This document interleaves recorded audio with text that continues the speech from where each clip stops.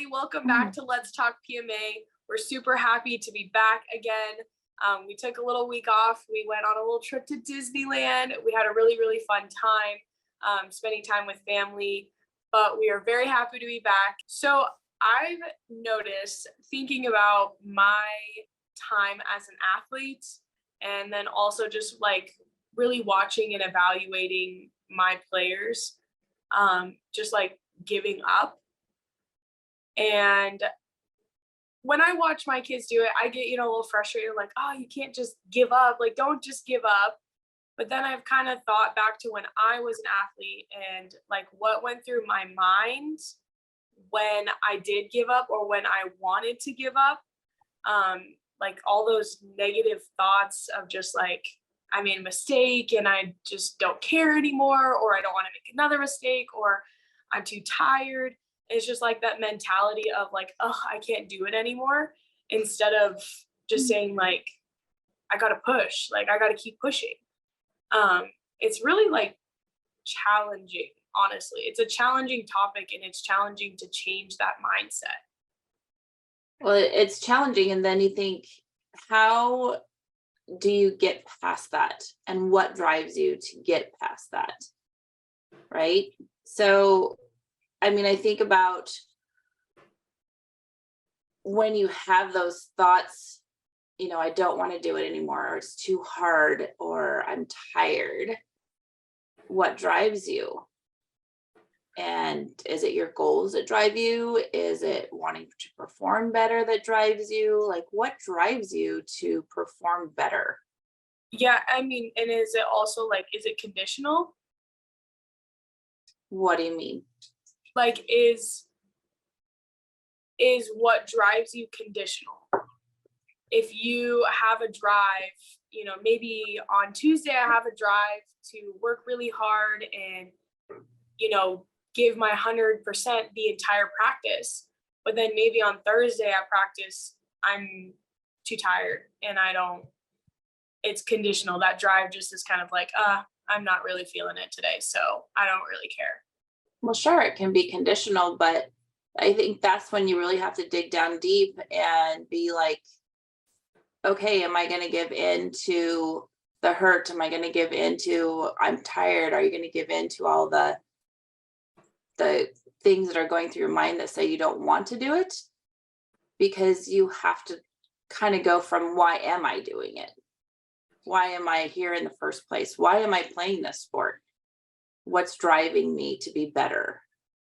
So, we have to get past that I don't want to, and overdrive that or overcome that, so that you can listen to yourself and be like, okay, I have a purpose. There's a purpose for me doing this, and I really want to continue. So I'm going to have to suck it up. I'm going to have to really just do it and do the best that I can. I know I'm tired, but as I get going, maybe it'll get better. Yeah. And I mean, I guess your big goal, like for me, I know when I had those days where I just didn't want to do anything, I had to think about, what's my end goal? Sometimes those little goals and the little effort that you have to put in, it can be like too much for that day to like really like break down and think about. But then it's just like, but I want to be a college player. Like I want to play in college, or I want to play professionally, or I just want to get through the season. You know what I mean? Like no matter want to what. be in shape so I don't feel like crap when I have to work really hard, and so I better get in shape. Exactly. And so sometimes it's just like, you have to think about the big goal and not just that, like the little goals that get there, because the little goals can be exhausting, even just to think about. And sometimes I think that when it comes to like giving up and like not going 100%, sometimes it can come off as selfish, because you're too engulfed in your own, like, oh, I'm too tired, or I'm too whatever the reasoning is. That's just like, I don't care, so I don't, like, I'm gonna give up. But you're there for a team. You're not there, I mean, you are there for yourself, but the team is what keeps you going. Hopefully. It doesn't, I mean, that's not always, the situation, but yeah, absolutely. I mean, your team is your ultimate backbone, right, of your sport. And you have to get to the point where again, why are you there? Why are you playing the sport? And if you're not connected to your team, if you don't have a good base with your team, then it's easy to just say, I'm in it for myself. Right? So, But is that self too? Like, I mean, think about team sports, not necessarily the individual sports. I can see that for the individual sports, but like for a team, you're a part of a team. So does that come off as selfish then? if you're just in it for yourself, Yeah, you're just doing it for yourself. You don't care about like being there for your team. yeah, I mean, that's absolutely. But is it really selfish, or is it just how you're thinking about it? Who's thinking it's selfish? Is it you, or is it your team? I Or is it mean, your coach? Who's thinking it's selfish? as a coach, I see it as selfish for my players. So what if you had That's a how I see it. player? Yeah. But what if you had a player that was tired and wasn't driven and didn't have the support to know how to drive themselves? And it wasn't that they're being selfish, it's just they didn't know how. So as a coach, what do you do then? I mean, I think at that point that's different. That's just not understanding of their own thoughts. Like, that's why we're here. That's why you have coaches too, is so that you can communicate your thoughts and that they can help you to understand how to have the drive, how to make the goals, how to do that. But I think if you have the drive or you have the goals, but you're not thinking about it in how it affects the whole team, you're only thinking about how it affects yourself. Absolutely. Then it is absolutely your thoughts, how you're thinking about the whole situation. And if you are being selfish enough to be like, and I don't even know if selfish is the right word, because I feel like that has such a negative connotation around it. Yeah. But it's only thinking about how you're being affected by things. And I guess that's just another definition for it. But if you're not thinking about the whole overall outcome, like we've had players that, they were better than everybody else on the team, right? They were elite. They were, above and beyond everybody else. And so what, they showboated, or they took it and they made all the plays, right? So does that mean they're selfish because they're better and that's the only way they knew how to? Or is it that was their drive and they thought they were doing the best they could by their team? You see what I'm saying? Yeah, no, I see what you're saying. I think it's so situational, especially when it comes to like being selfish. It's so situational because like in that sense, no, that's just a drive. But that's just a drive. And if you aren't like better than your whole team, or maybe you just think you are, maybe you think you have way better skills and that you don't need to be there. Like, I don't think that's necessarily a drive. I think that could be this quote selfish. I think we do need to find a different word for it, because like you said, selfish is such a like negative word. I hate being called selfish. Right. I genuinely Because you don't think that called you're selfish. You don't think, when you're in that moment, all you're doing is thinking that I want to be better, or I feel like I am better than where I'm at. So I want to be somewhere else. So is that selfish? It's just wanting to be better for yourself. So I don't know. I don't know if I really know the right answer for that. But I think that it's okay. Let me think how to phrase this. It's okay to think about yourself and what you need to do, because like in the end you're not going to be with the same team forever. Like, you know what I mean? Like, so you have to, Yeah. at least you have to think about yourself and you have to think about what you need to do. But that doesn't mean you have to leave your team behind No. in the ways of communication, in the ways of inclusivity, in the ways of giving your all for them, not just for yourself. Right.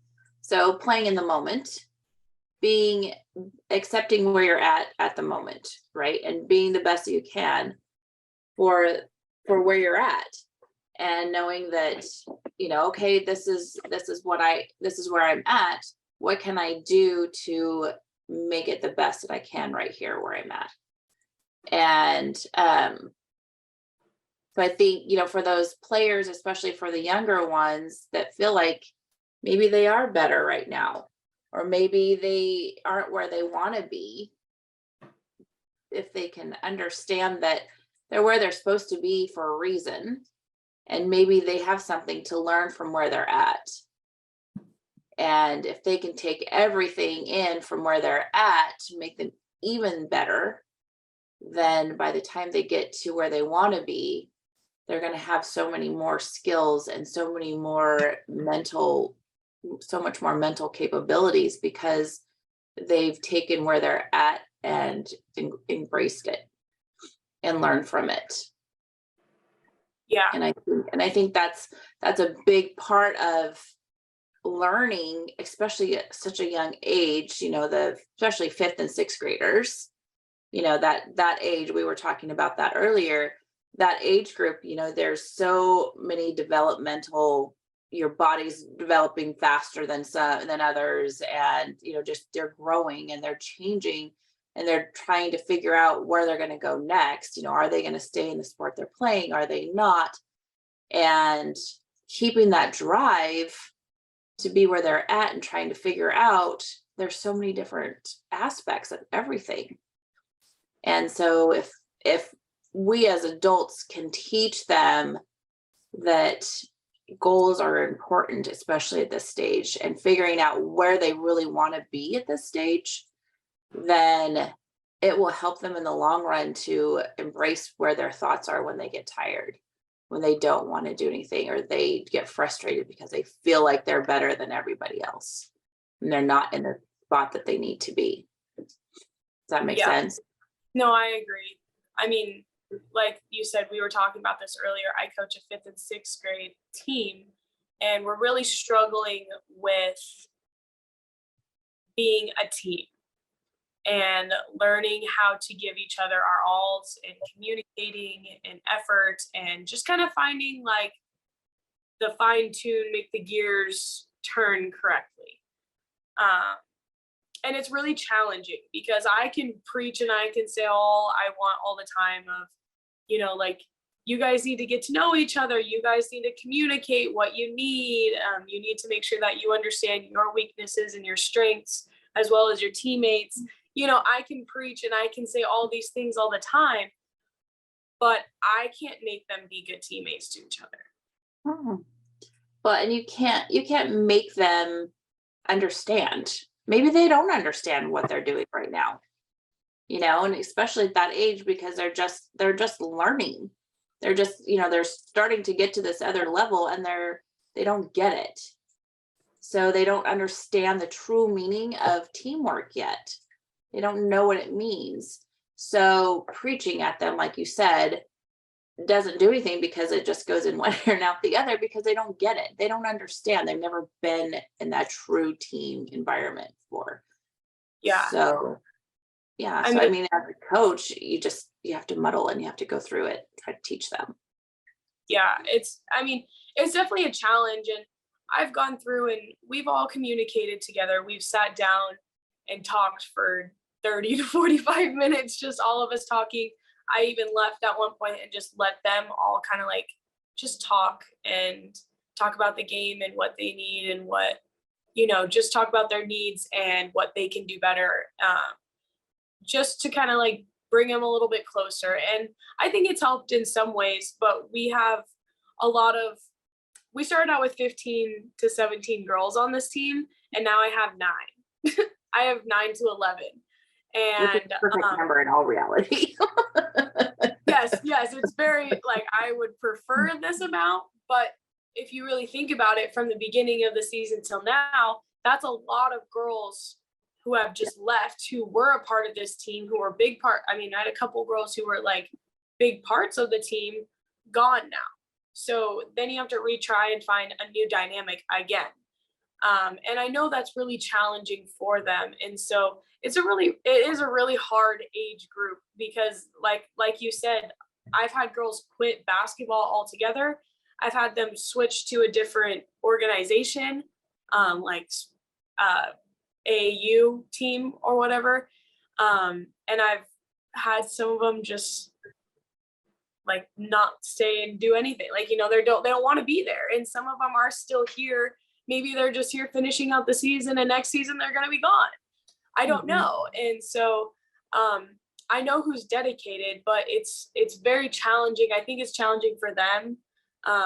And so it's like, well, I don't want to get close with anybody because who knows who's going to leave next. So what do you think as a coach you can do to create that bond with them? What are your strategies as far as, okay, I see that they're, we're always rotating. We're always, we're always doing different things and having different people. So what is your strategy, or what could you do to create a bond, even if it's a temporary bond with them? Yeah, I mean, I think about it a lot because I'm very dedicated to this team. And so I think about a lot the different things that I can do. And I try new things every single week, just to kind of feel out what I can do better, how I can get them to kind of fit together better. This week, after this weekend's games and practices this week, I have really kind of sat down, and I need to just do team bonding overall. Like in practices, do things where it's like calling each other's names, because honestly, there's a couple girls that I don't even know if they know everybody's name. I don't know if they care to know everybody's names, but besides the point, just getting them to first things first, call each other's names, and just do a couple of basketball drills that they can kind of like be partners and be working together as a team. So I have a couple drills that this next week we're going to be doing, as well as just doing things outside of practice and games and stuff. And so we're going to do like a team dinner, and just all sit down and have a good time together, and the kids or the girls can play, and me and the parents can hang out, and we can all just kind of be together and get to know each other and just enjoy. As well as, I mean, we only practice twice a week for an hour. So we don't get that much time. So I've also put out to the team that I'm offering them more practices with me, which will be more like team building, individual skills, instead of just practicing like the plays and the defenses and stuff like that. So just trying to find other ways that we can, I guess, spend more time together, because 2 hours a week is not a lot. It's really not. And I know that's hard, but like, if this is a club organization, this isn't just like rec basketball. If it was rec, then they wouldn't care. I probably would care a little bit less, but this is club basketball. And so they've been playing together for a long time, and they're going to continue playing together for a long time. And so I think it's really important for them to just like spend time together and get to know each other, because they're all a family. Right. But as a coach, it starts with you and your example for them. And so your ability to brainstorm and figure out, okay, how do I create, a stronger team? So when you have kids that don't know each other and don't have the drive, because it's hard to come into a team that isn't strong and don't know each other very well. And to keep that mindset of, I want to work hard for this team, isn't really there, because I don't know if they care if I am here or not. So I think that's where you as a coach needs to build that strong relationship, so that they do care, so that they do feel like they have an obligation, so that when their thoughts come up of, I'm tired, I don't really want to be here. Well, if I change that thought to, I have a team that relies on me and we want to win, our games this next weekend, I have to put forth the effort, even though I really don't want to be here. And I think Yeah. that's where we were talking about in the beginning of that team. Where is your obligation to the team? Well, I'm obligated when I feel like I have a connection with the people that are around me. Yeah. Yeah. I mean, I agree. It starts with coaches. I mean, if the coach is putting out good vibes and the want to get better and like the belief in them, then I think that like does wonders. Because I've had coaches who I knew didn't believe in us individually or together, and it didn't make any of us want to work very hard. But I have expressed to them on multiple occasions that I believe in them more than anything. And they're kind of an underdog team, and I think that they could be really good. And I genuinely think that they could be really good if they work together, because we have the skills, we have the people, we just got to get everybody to do it together. And I wouldn't, which I guess it kind of sounds bad, but I guess I wouldn't put as much like hope on it if I didn't believe it. I wouldn't, I would work hard for them, obviously, and I would do the best to get them the wins, but I wouldn't be putting as much effort into it if I knew that they could never reach it, or they didn't want it, or you know what I mean? It's, as a coach, it's great to teach them that they can have a strong bond, and maybe they're not going to win every game, even if they have a strong bond, but it's going to make their games better. It's going to make their practices better. It's going to make it more fun for them, especially the younger ones. And I think even as you get older into high school and college too, if you bond with your team, it's huge, because you just want to show up. And like we're talking about, when we're tired and we work our butts off as athletes, and it's a constant drive, it's a constant, and sometimes you just don't want to be there, because you're just don't, it's tiring. But when you have that bond with your teammates and that drive, then you can easily turn those thoughts around. Okay, I'm going to give it my all for my team. Oh, 1,000%. 1,000%. I believe in that more than anything. I mean, my high school teams, I would have done anything for any of those girls, especially the days that I was exhausted, my body was exhausted, or I didn't feel like I had the energy to be there. I still worked hard and I still showed up every single practice, every single game, because I cared about them so much. Right. I genuinely cared about them so much. And I think it makes a huge thing. Like, team chemistry is probably one of the most important things that any team can have in order to be successful. And it makes wins even better, and it makes losses easier. I remember, we lose, but it's okay. And you have your teammates. Yeah, you're all sad together, but you all still believe in each other, and it makes you guys all want to go after it even more and work even better as a team. And it's so much fun when like the strengths and the weaknesses of your team, because you know exactly how to get them in the right position, get you in the right position for everyone to be like successful. Yeah, and you flow together.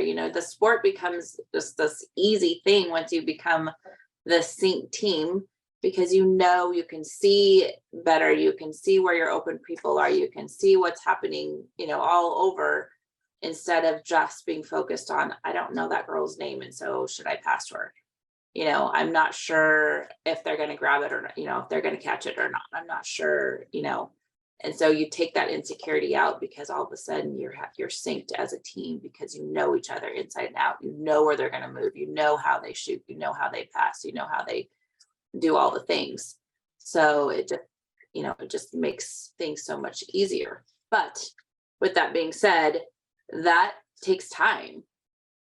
And if you don't have the time or you don't have the skills to build that team bond, then you have to find that.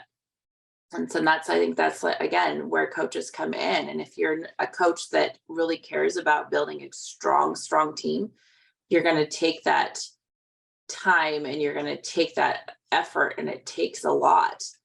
But if you care enough to build it, they'll perform and they'll become that strong team that you desire. Oh yeah, I believe that for sure. When it comes to giving up, I think that truly, if you want it and you have your teammates by your side to pick you up, then it's going to make it easier to keep going. And you won't want to mess up or give up because you know that, it's not just for you. It's not just about you. It's about your teammates too. So take time and think about how can you be a good teammate? And are you thinking about only what you need, or are you thinking about what your team needs? Right. And how you can learn from them in the situation that you're in at this moment. What is it you need to take out of where you're at, whatever team you're on, and learn everything that you can, because it's only going to make you better in the next run. Yeah, for sure. Well, thank you everybody for joining. Just keep working hard because you're going to get there. And if you work on yourself mentally, everything else is just going to flow.